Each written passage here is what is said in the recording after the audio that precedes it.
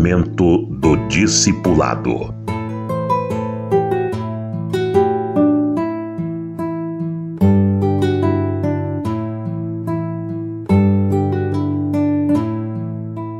Discipulado visa a excelência e não a quantidade. Eu quero focalizar esse aspecto aqui, que pode parecer, assim, desprezível e secundário para alguns e até estranho para outros. Não há praticamente igreja evangélica nenhuma que despreze a quantidade. Todas valorizam o número, contam, desejam. Mais pessoas ficam contentes quando a reunião é de muita gente. Isso é fato. É algo que está no coração das pessoas, principalmente dos líderes. Quantidade. Mas Jesus não veio enfatizar a quantidade. Pelo contrário, ele fugia quando a multidão crescia. O número aumentava, pessoas aos montes, aos milhares seguiam a Jesus. Ele saía, ia para outra cidade. Ele não gostava de multidões. Hoje, a maioria dos pastores evangélicos trabalha na direção contrária. Então, precisamos entender isto. O que Jesus quis fazer e fez foi concentrar sua atenção nos discípulos. Ele chamou quem quisesse, dentre aqueles que já estavam selecionados, porque o critério era rigoroso, deixar tudo e me seguir para onde eu vou, sem ter garantia de comida, de dormida, seguir a Jesus. Não foram muitos, mas eu acredito que talvez até umas dezenas e depois até centenas. Desses, em um determinado momento, Jesus escolheu 12, somente homens, para não ter outros problemas. Ele escolheu 12 para serem discípulos, estarem perto dele o tempo todo e ele ensinar como é a vida que Deus quer. A vida cristã que Deus quer para nós. Jesus deu exemplo. O discipulado precisa de uma referência. Jesus é a referência. Hoje, nas igrejas, Jesus não é a referência. O estereótipo são os grandes, os que se enfeitam, super-heróis, que se apresentam, falam bonito, viralizam na internet, pregadores midiáticos, que se enfeitam bastante ali para gravarem aquele vídeo, aquela live, aquela mensagem, e o povo gosta, aplaude. Mas Jesus, com a roupa comum, andando no meio do povo, isso não é mais o modelo no meio evangélico de nossos dias. Mas Jesus tem que ser o modelo. No Antigo Testamento nós temos muito forte a figura do Davi, que errou muito, era muito falho, mas Deus o usou e deixou lições muito preciosas para nós. Eu me reporto agora aos capítulos 23 e 24 de 2 Crônicas, que relata uma espécie de resumo do governo de Davi. O capítulo 23 focaliza os valentes de Davi, uma instituição que ele criou. Era uma espécie de seleção dos melhores. Melhores, naquela época, eram aqueles valentes em guerra e foram chamados de valentes, porque eram capazes de lutar sozinhos, de enfrentar inimigos bem maiores, de não desistirem, de serem fiéis e leais ao seu líder até o fim. Esses eram valentes. E Deus quer que isso seja também, de certo modo, a definição de discípulos. Jesus não queria discípulo que voltasse atrás, pusesse a mão no arado e olhasse para trás. Jesus não queria discípulo frouxo, acomodado, uma pessoa cansada, uma pessoa desanimada. Jesus não iria aceitar, porque o teste era duro. Vamos embora. Começava de manhã até tarde da noite, não tinha onde dormir, não tinha garantia do que comer. No dia seguinte continuava a mesma coisa, caminhando debaixo do sol quente, indo para outros lugares. E ninguém pense que Jesus tinha sobre ele a nuvem que Israel tinha no deserto. Você se lembra?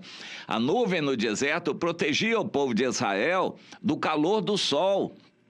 Mas Jesus não tinha nuvem nenhuma, ele tomava sol na cabeça, e os discípulos também, para ver aqueles que iam desanimar. De fato, uma multidão de 5.000 pessoas ou mais seguiam a Jesus numa cidade.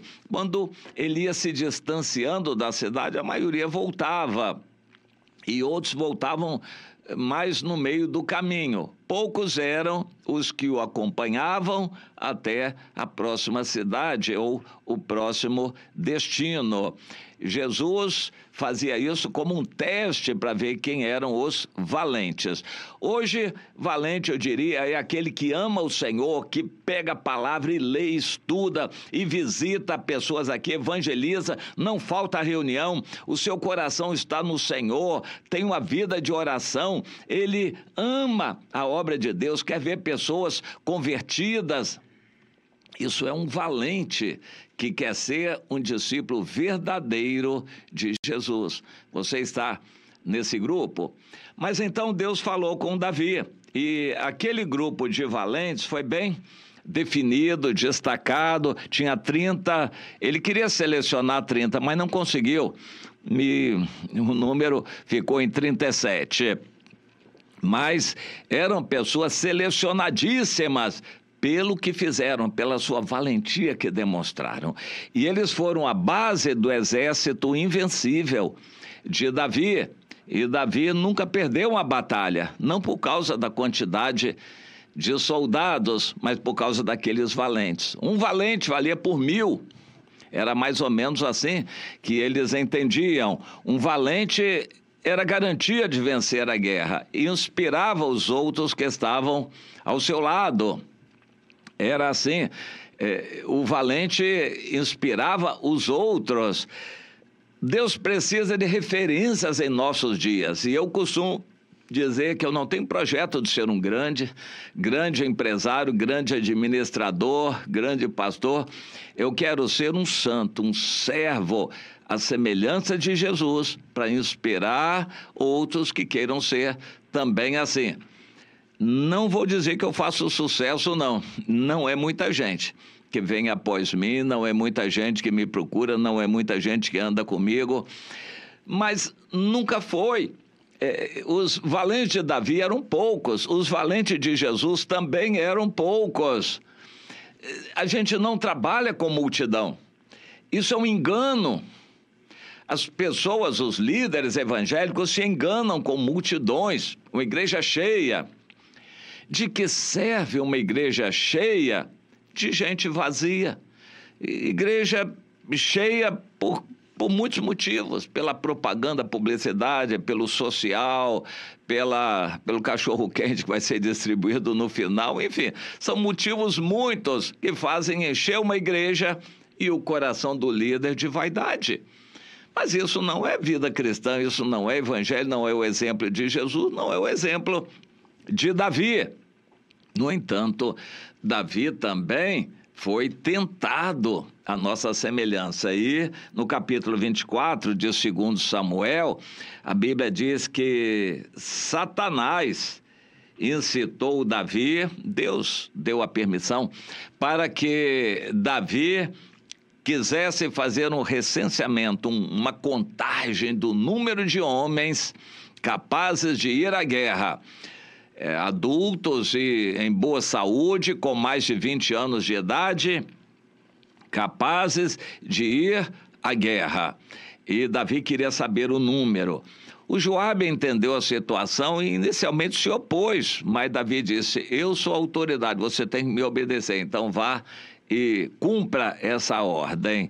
E levou 9 meses para que aquela ordem fosse cumprida, e a ira de Deus veio sobre Davi, e ele entendeu direitinho que foi por causa dele. Muita gente morreu, um número grande de pessoas morreu por causa daquele pecado de Davi. E os capítulos ficam juntos para a gente poder entender o sucesso e a vitória, e as vitórias que Davi obteve em campo de batalha foram devidas aos valentes e não à quantidade de pessoas. Hoje, o valor do nosso trabalho para Deus é na qualidade de discípulos, de líderes que nós formamos e pessoas que queiram ser santas e semelhantes a Jesus. E não a igreja cheia, a quantidade de pessoas que nós conseguimos ajuntar, seja numa reunião pública, seja num determinado salão, seja o motivo que for.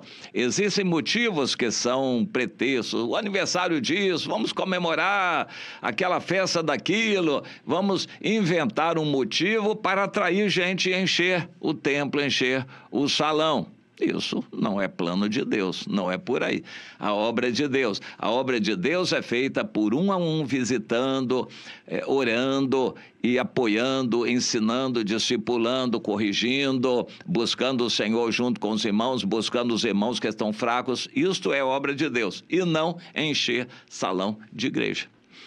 Você entende isso? Consegue ver a diferença? E Deus quer que a gente enfatize isso. Meu irmão, você está trabalhando com uma pessoa só para discipulá-la. Esse trabalho é bom para Deus, é valioso e Deus reconhece. Mas eu só estou trabalhando com uma pessoa. Há muito tempo eu estou lidando para discipular uma pessoa só. Pois é.